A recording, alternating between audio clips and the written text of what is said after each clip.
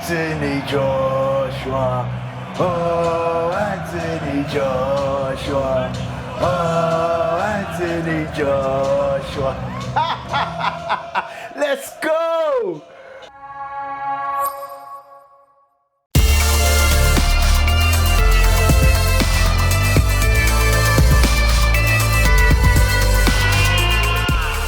Hi there guys, and welcome to another episode of A Dash of Sports, episode 34. I'll be your host and presenter, Dashiki Dash, and on this show is where I talk about all things sports related, hot topics, and trending stories. And if you like the previous episodes, then hey, give us a like, comment, and subscribe. Also remember to check out my latest installment of my Premier League show, A Dash of Sports Premier League Review, where I give you the roundouts and results from all the games from this past week. So remember to press the notification bell so that you don't miss out on any of the shows. And one more thing, remember, sharing is caring, so don't forget to share this. And on today's show, I'm going to be discussing all things boxing. In fact, you know what? I'm going to dedicate this show, episode 34, to the Anthony Joshua versus Kubrat Pulev fight. And I'm going to be giving you my post-fight reaction. Also, I'm going to be asking the question, is this now finally the road to Undisputed? Are we going to see the Anthony Joshua versus Tyson Fury fight? I hope so, man. Fingers crossed. Now, I couldn't be talking about boxing without mentioning Anthony Joshua's special guest. And man, talk about blinding us with all that bling. The former pound for pound best boxer in the world and undisputed champion, 50-0 may I just add, TBE, and now in his retired years he's recognized as the king of exhibition fights, Floyd Money Mayweather, who was in attendance at Wembley Arena as one of 1,000 spectators who were allowed to watch the fight. But you know, man, you probably didn't even have to buy a ticket anyway. That's Floyd Money Mayweather right there, you know. So I'm going to be discussing Mayweather's appearance at the Anthony Joshua fight, and also most recent the announcement that he's going to be fighting Logan Paul, YouTube sensation Logan Paul, the brother of Jake Paul, who knocked out Nate Robinson in emphatic fashion. And if Logan Paul actually thinks he has any chance of repeating what his brother done to Nate Robinson, man, he's got another thing coming. Anyway, I'm going to be discussing all things right here on The Dash of Sports.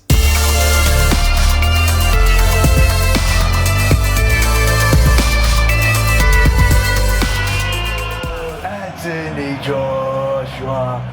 Oh, Anthony Joshua. Oh, Anthony Joshua. So, Anthony Joshua defeated Kubrat Pulev in a fight that we're now all hoping that afterwards is going to lead to and set up the biggest domestic fight in British history, the undisputed fight with Tyson Fury next year, 2021. Anthony Joshua knocked out Kubrat Pulev in round 9 to defend his IBF World Heavyweight title on Saturday night in front of 1,000 adoring fans at the SEC Wembley Arena. The British champion floored his Bulgarian challenger 4 times in a dramatic and entertaining contest, which will hopefully set up an undisputed fight between AJ and Tyson Fury next year. Well, it was a bit of a cagey start at the beginning. Both fighters a bit hesitant to throw the jab, a load of feints, kind of trying to establish the distance. And you got to remember, both fighters haven't fought for about a year, so a bit of nerves, a bit of butterflies. You can understand. So the first round, not much going on.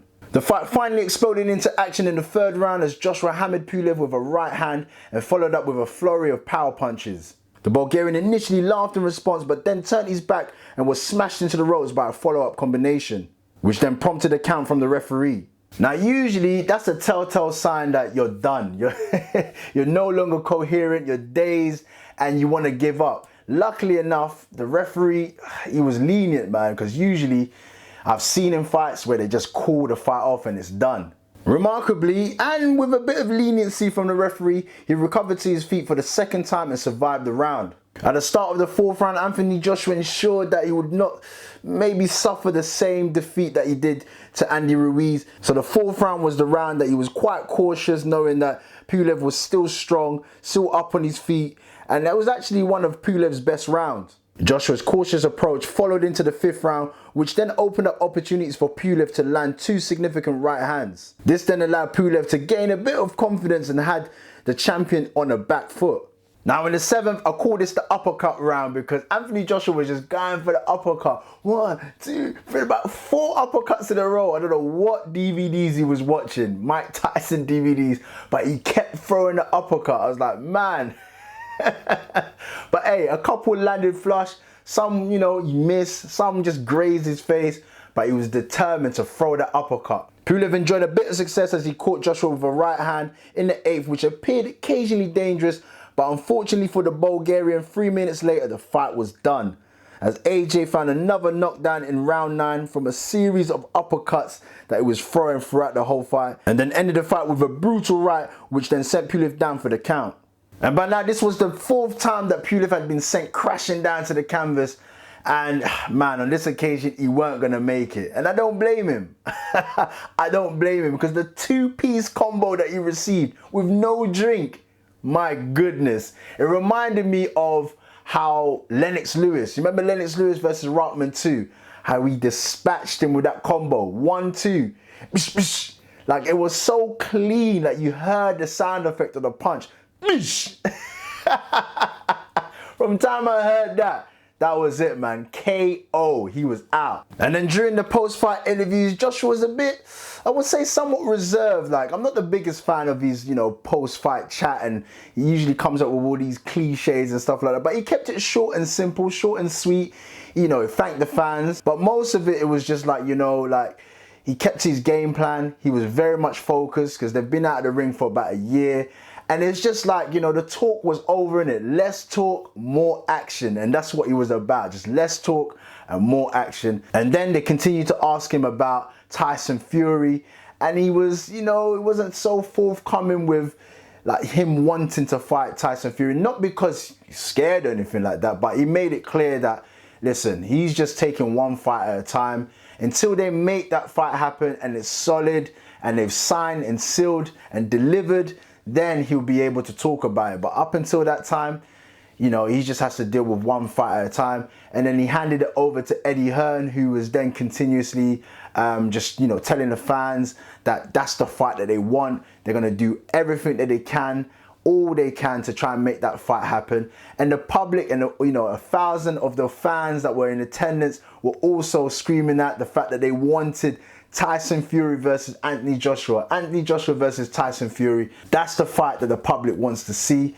So, you know, hopefully they'll be able to make that happen. Hopefully. But we all know that there's going to be a load of roadblocks and obstacles that's going to happen. And man, I don't know, man. I don't know. Like, I'm slightly confident, but at the same time, I'm not that confident. Now, let me just quickly tell you why I'm a bit 50-50 with it, because listen, I want this fight to happen, and I keep crossing my fingers because I want it to happen. And I know that this is going to be the biggest domestic fight in British boxing history. I know this. A load of money is going to be put into this fight. But I just feel like a fight like this, they're going to want to wait to be able to fill out the likes of Wembley, 80,000, full capacity, 90,000 or so.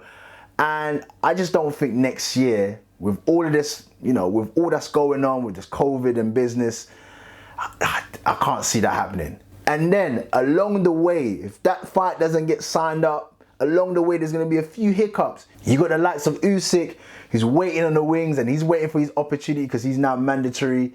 And he's like telling Joshua, listen, you either fight me or you vacate the belt. So that's the situation right there. Then you got Tyson Fury, who's still, I don't know if they're still negotiating this fight with Wilder, but what's going to happen if Tyson Fury lost to Wilder? Do they then go for a 4th fight? Or, I don't know, like, there's situations going on there as well. And then you got the likes of Dillian Whyte. If he beats Povetkin, then he's #1 contender for Tyson Fury. So there's still a load of stuff going on. But because this is for a unification, undisputed fight, it trumps all of the other fights, yeah? It trumps all of the other fights. So, it could happen. I don't know. 2021 is going to be a really, it's going to be quiet. It's going to be quiet. I've even lost my words. It's going to be a big year for heavyweight boxing. Let's just say that. But let me know how you felt about the fight in itself. Anthony Joshua versus Kubrat Pulev. Did Joshua impress you or he didn't impress you? How well did he do during the fight? And also the question is this now finally the road to the undisputed fight between Joshua and Fury? Because, man, they got to make this happen, man. Once again, fingers crossed, they got to make this happen. And one more thing, if you watched the whole entire card, if there was any other fights that you felt was, you know, really good, any standout fights, let me know, because unfortunately I wasn't able to watch the full card.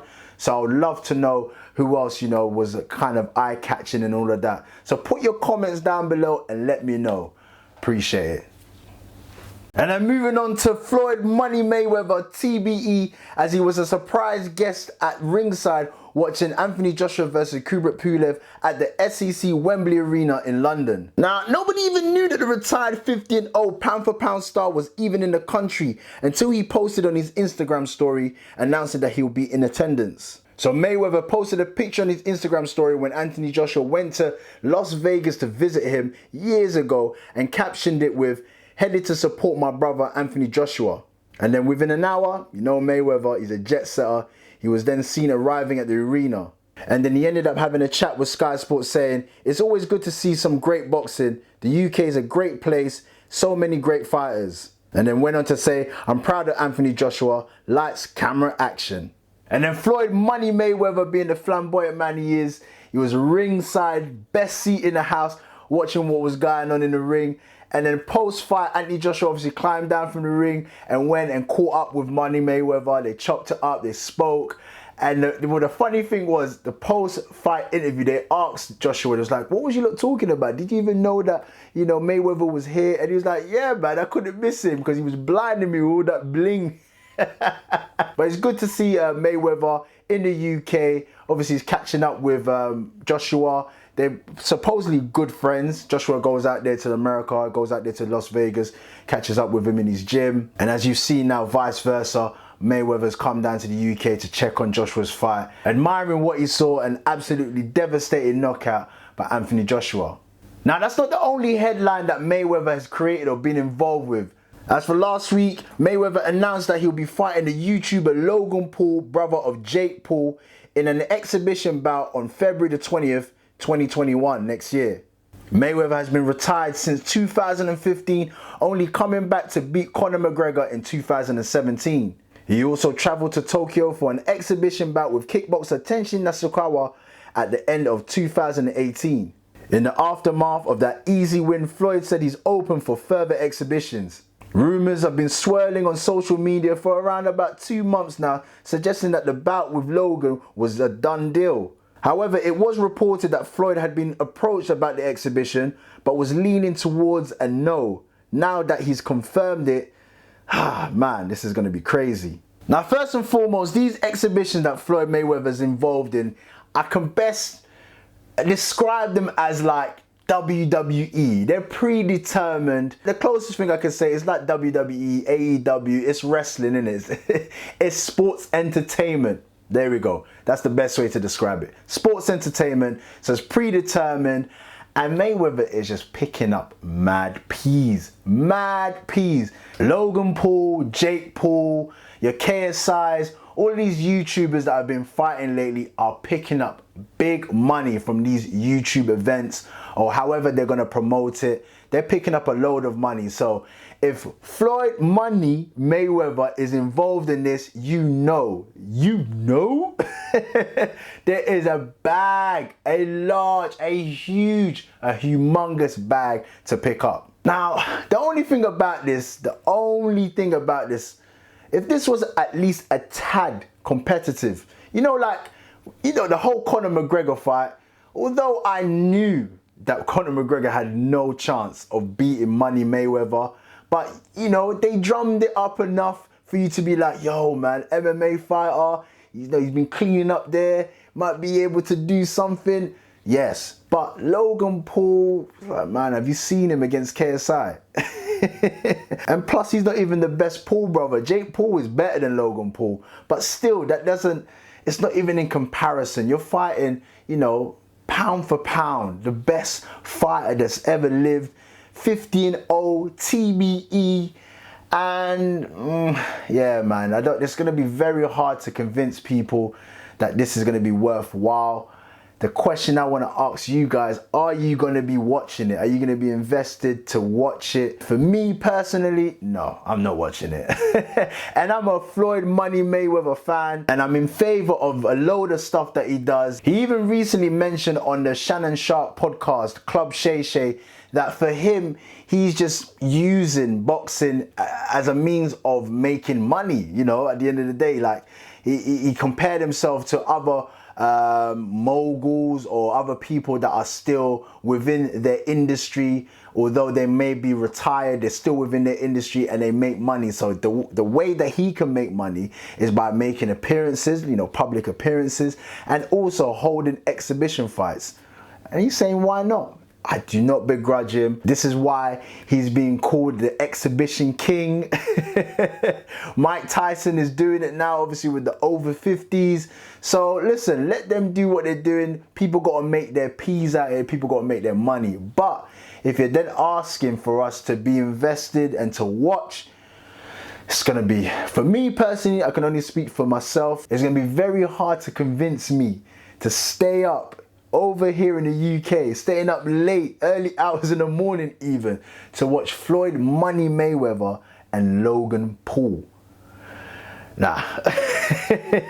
But anyway, the best of luck to them. Hopefully they can make all the money in the world.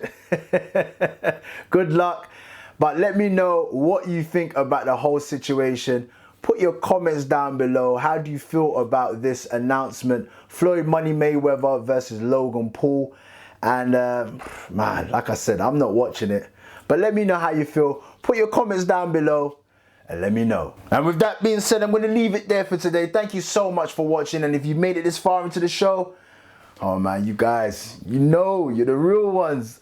And if you need further information about future episodes or just your day-to-day sporting updates, hey, come and check me out on Instagram and also on Twitter, which is @sports. I'll put it down below here at @sports, and I'll also leave it in my description. And please don't forget to like, comment and subscribe. I truly appreciate your love and support. And also don't forget to watch my latest installment of my Premier League show, a @sports Premier League review, where I give you all the roundups and results from all the games from this past week. So don't forget to press the notification bell so that you don't miss out on any of my shows. And until the next time here on @sports, peace.